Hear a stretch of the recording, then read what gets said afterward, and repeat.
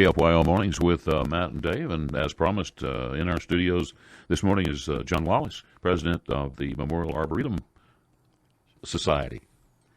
No, good morning, Foundation, John. that's close enough. Foundation, Society, yeah. Foundation. Okay, big, of course, I think that the Lubbock Arboretum is one of Lubbock's best kept secrets. I believe you're right. A lot of people drive by us on the university and they say, "I never knew you were there." And I've never been there. Yeah, well, we've got about 90 plus acres for the entire park, and then we have a fenced enclosure where the majority of the plantings are, and it's about 16 acres. So it's one of the larger arboretums between Dallas and I guess in California. So there's a lot to see out there. We have over 112 different species of trees. If you're thinking about putting a tree in your yard and you want to see what it looks like when it grows up, come on out to the Arboretum. It was established in 1961, so a lot of the trees are mature now. And you can see a big variety of different So there's plants. a path, I guess, you can walk. We have a handicap access path that was installed, 10, 12 years ago. It's surfaced with crushed granite, and it is handicap accessible. So a lot of people do come out and walk around the path, sometimes at lunchtime. And it takes you through past some of the more maintained areas that the flowers and things like that people enjoy. So I did want to. So the whole park is nice. I think it's Clapp Park. Is that right? That's right. But it's the enclosed area that is actually the arboretums. No, the Arboretum encompasses the entire grounds with the exception of a building up in the northeast corner, and of course Safety City. Okay. That's at the southeast corner. But we start on 40th there and go down to 44th, and we're bounded by University on the west. And, Okay. Is it Avenue U, I think, on the east. But there are areas, I guess, inside the fenced enclosure area by human nature, it's maintained a little more regularly than some of the wilder areas. Mm-hmm. We do have a playa lake that's just outside the fence area, and that's a wildlife refuge. So we don't maintain that too much. Yeah. It's been left in its more natural state. Gotcha. So what do you got coming up for other folks? This weekend, July the 13th, on Saturday, we have our monthly Second Saturday program. We try to have a monthly program throughout the year. It'll be James Tuttle. He's a certified arborist. He's a member of our Board of Trustees. He's been a longtime supporter of the Arboretum, I think 30-plus years. He will be speaking on care and maintenance of the historic Cottonwood Grove at Fort Davis. If you've ever been to Fort Davis, you know it's a very pleasant area. It's up in altitude up in the Davis Mountains, so it's a lot cooler than Lubbock. Olympia Creek flows through there most of the year.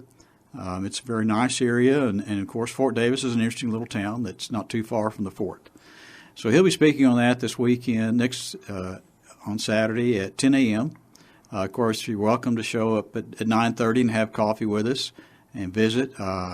Currently, the Arboretum Interpretive Center, which is the building that most think of, which is an old farmhouse that the city bought many years ago, is under renovation. We're expanding the lecture hall by taking in the front porch. So for the last several months, we've had all our Second Saturday programs over at the Garden and Arts Center, which is a little further south. It's down right off 44th Street in University.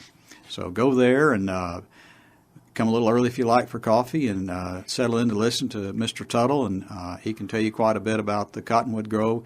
Up until 2011, the largest cottonwood tree in Texas and I think in New Mexico was located down there. It was over 30 feet in diameter and 80 feet tall. Oh, gee. Yeah, it was a big one. Unfortunately, it burned in a fire down there in 2011, so it's the cottonwood tree, the Rio Grande cottonwood as it was called, is no longer there.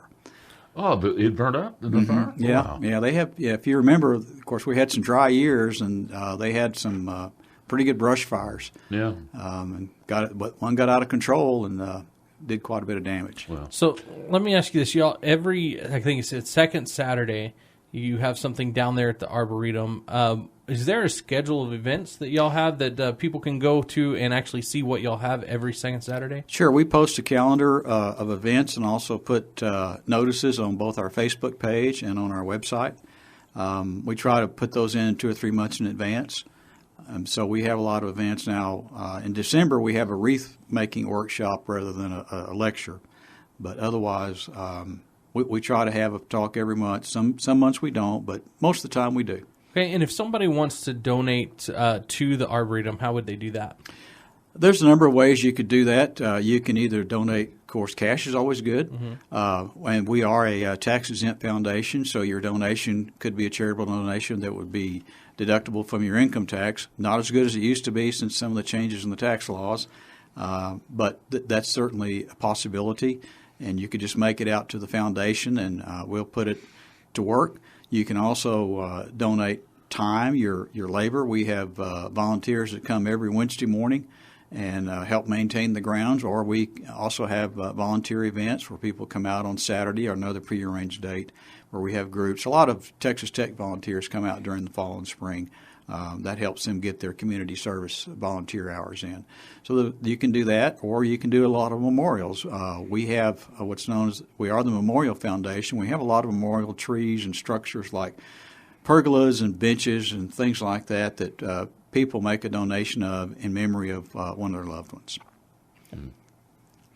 Well, very good. Well, it's you know that when you're talking about those cottonwoods, that's something that I relate to. I was raised in the cottonwood community, and on a farmhouse that had 9 cottonwood trees around it. So there was a lot of cottonwoods there. They're a beautiful tree. You know, always kind of have a soft spot for them.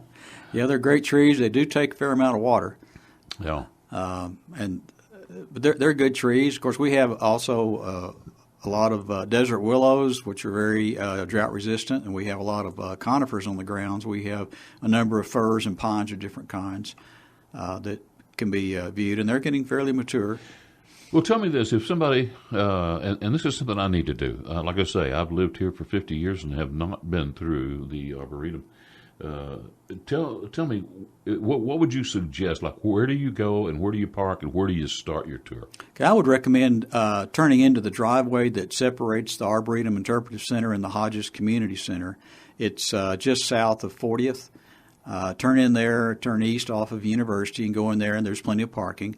And then walk through our gate, which is open 24 hours. There's no admission fee.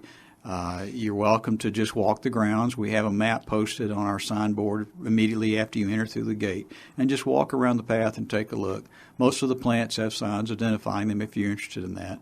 And just take a look and walk around. You know, recently there was a study that said that getting outside and walking through natural areas is good for your mental health and your physical health. It is, certainly.